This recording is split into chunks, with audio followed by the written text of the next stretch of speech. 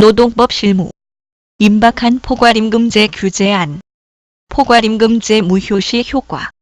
중앙경제 2017년 11월 6일자 내용을 인용하여 소개드립니다. 작성 배경.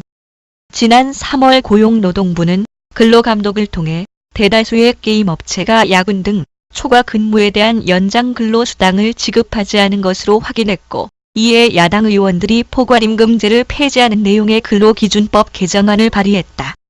언론에 따르면 정부도 장시간 근로의 원인으로 지적된 포괄임금계 규제 가이드라인을 마련하는 것으로 알려져 포괄임금제에 대한 규제가 임박했음을 알 수 있다. 이미 우리 산업계 전반에 걸쳐 광범위하게 사용되고 있는 포괄임금제의 규제는 우리 사회에 상당한 영향을 끼칠 것이다. 이번에는 중앙경제 HR교육원에서 있었던 세미나 내용 중에서 법무법인 세종의 김종수 변호사가 설명한 내용을 인용하여 포괄임금제의 무효 시 어떤 효과가 있는지 정리해보았다. 1. 포괄임금제 유효성에 관한 판례의 변화. 포괄임금제란 기본임금을 미리 산정하지 아니한 채 제 수당을 합한 금액을 월급여액이나 일당임금으로 정하는 방식, 또는 매월 일정액을 제 수당으로 지급하는 내용의 임금지급 계약을 말한다. 즉, 정액급제와 정액수당제의 두 가지 방식이 있는데, 이는 뒤에서 다시 알아보겠습니다.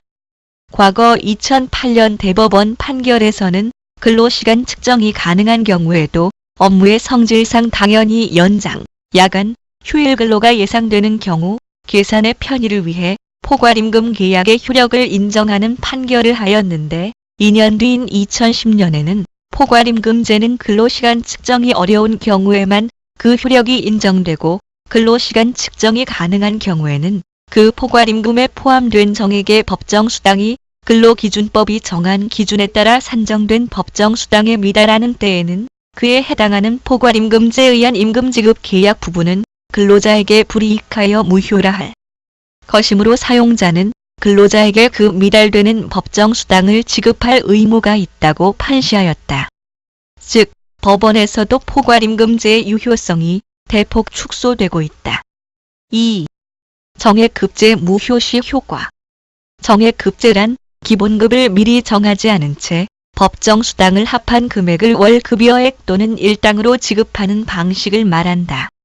예를 들어 1일 24시간씩 격일 근무하기로 하고 월 임금을 다 합쳐서 150만 원으로 하는 경우, 또는 하루에 아침 9시부터 밤 9시까지 근무하고 일당을 10만 원으로 하는 경우 등이 있겠다. 이런 방식의 포괄임금제가 무효가 될 경우에는 지급된 임금의 총액을 소정 근로시간에 대한 것으로 보고 통상임금을 계산하여 실근로시간에 따라 산정된 법정수당 이상을 지급해야 한다. 예를 들어 근무시간을 따로 정하지 않고 월 200만 원의 임금을 지급했는데 근로자가 한 달간 20시간의 연장 근로를 한 경우라면 월 200만 원을 통상임금으로 보아 20시간에 대한 연장 근로수당을 지급해야 하는 것이다.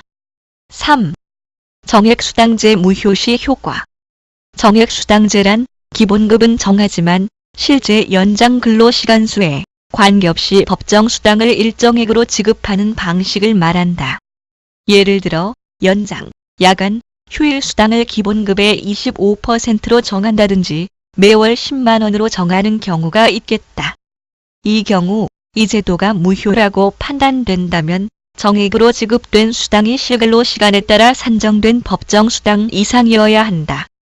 예시를 보자. 근무시간은 9시부터 18시이고 그중 휴게 1시간이 있는 것으로 정하고 기본임금 200만 원, 기본임금의 20%를 연장 근로수당으로 지급하고 있는데 근로자가 한 달간 40시간의 연장 근로를 한 경우라면 지급해야 할 연장 근로수당은 200만 원을 209시간의 월 소정 근로시간으로 나눈 통상시급의 40시간과 1.5배의 가산율을 곱한 57만 4,163원이 될 것인데, 회사가 포괄임금제로 연장 근로수당을 기본급 200만 원의 20%인 40만 원을 지급했기 때문에 초과액 17만 4,163원을 추가로 지급해야 할 것이다. 한 가지 더 주의하실 것은 정액급제이든 정액수당제이든 연장 근로가 12시간을 넘게 되면 근로시간 위반의 문제가 제기될 수도 있으니 그 부분도 함께 주의하셔야 할 것입니다. 도움이 되셨길 바랍니다. 들어주셔서 고맙습니다.